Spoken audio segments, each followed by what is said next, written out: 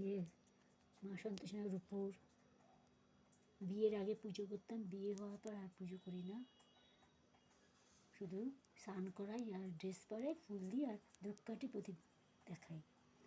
এই লোকনাথ বাবা, লোকনাথ বাবা, আমার অনেক ঠাকুর। এই পুজো দিতে আমার অনেকক্ষণ লাগে।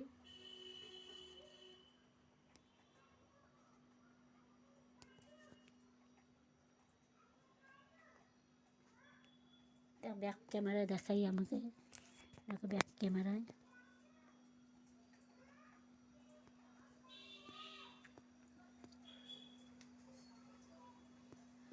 আমার যদি ভিডিও ভালো লাগে শেয়ার করো, সাবস্ক্রাইব করো, কমেন্ট করো।